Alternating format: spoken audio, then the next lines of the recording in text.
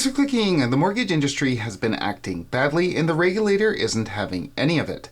This time imposing $230,000 worth of fines against two agents accused of fraud. And it wasn't just them. A few days later, FSRA imposed more fines, this time $430,000 worth of penalties.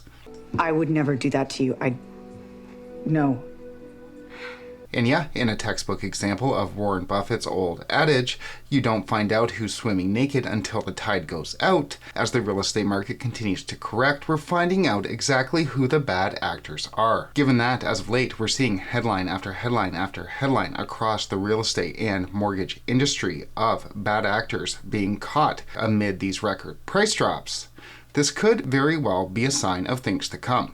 So what I want to do today is go over the recent penalties being imposed by FSRA, take a look at why this could just be the tip of the iceberg, and then go over some implications. As we'll see today, lower interest rates hide a lot of sins, and we could be seeing more of them in short order, with the Bank of Canada set to make its interest rate announcement next week with a press conference held thereafter, and we'll obviously have an update out on both on this channel. Make sure you click like and subscribe if you want to get those updates, but for now, let's get into these frauds.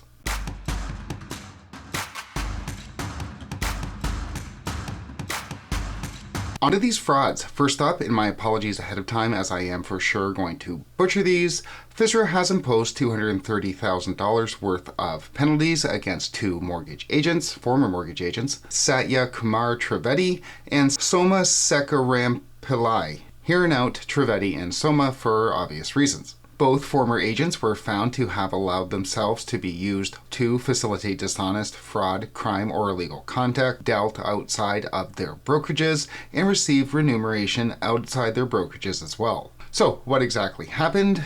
These guys, quite the record indeed. Trivedi convinced a private lender to lend on a gas station, lend to a borrower that was represented by Soma, didn't verify the claims made by that borrower, the borrower never made any payments, and now that private lender is claiming a loss of $624,000. For his work, Trivedi earned a $55,000 broker fee, which he split with Soma. So the way this would usually work, though I don't have the exact details, they're not listed on FSRA, is that Soma would have had a borrower but didn't have a private lender, so Soma goes to Trivedi, who does have a private lender.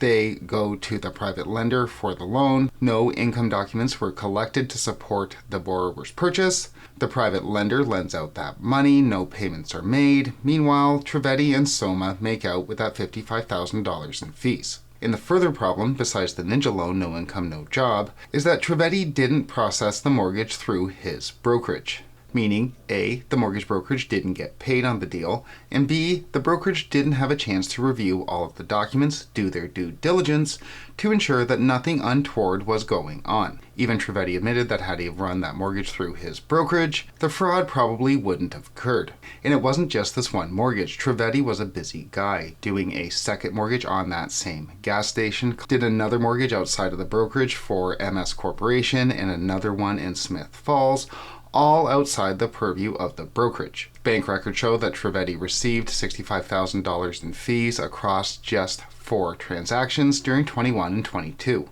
And as a result of all these misdeeds, FSRA has now imposed $180,000 worth of fines to Trivedi, with Thomas set to pay $50,000. And I point to Warren Buffett's adage as I don't think any of these deeds come to light without the complaint from the original lender on the original mortgage on that gas station. Usually what happens is the broker gets a complaint against them, the regulator looks into it, has them dead to rights, and then they take a closer look at what else that broker's been up to.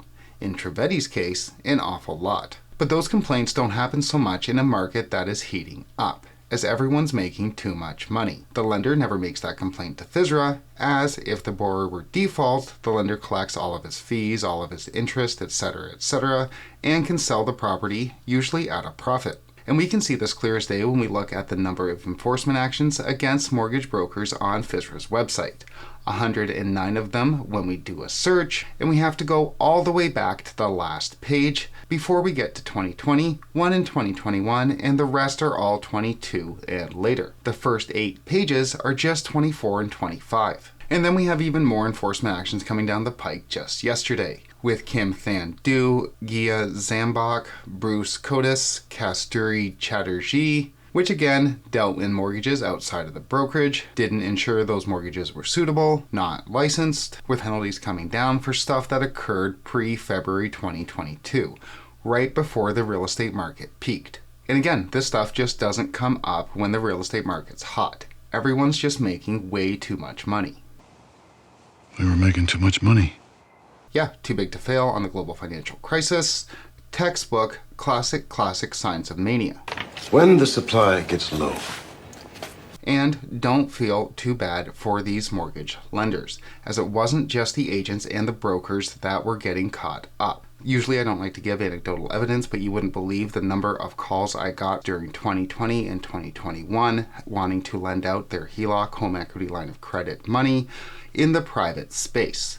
I always politely declined, sometimes not so politely, but you just know when they got off the phone from me, they just searched down the phone book until they got a broker that would lend the money out. And make it big in Hollywood. Yeah, and just a quick rant to illustrate the point, they wanted to lend their money out at 12% when the price of money at that time was around 2%, wanted me to teach them how to do it, and were arrogant about it to boot, all while planning to use their HELOC money for arbitrage. And I'd be shocked if a single one of them could spell, let alone define, arbitrage.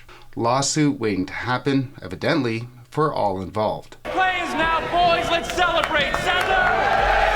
Regardless, though, the headlines that we're seeing today are just the most recent in a long string of pandemic-era frauds that have been popping up. It was just a little over a year ago that Bill Handsome, long-time mortgage broker here in London, got suspended for a year and fined $82,000 after getting caught red-handed by the regulator for deceptive practices. And then, of course, we have the still unfolding iPro realty scandal that we've discussed before at great length on this channel. And again, this stuff just doesn't get uncovered when the market's booming.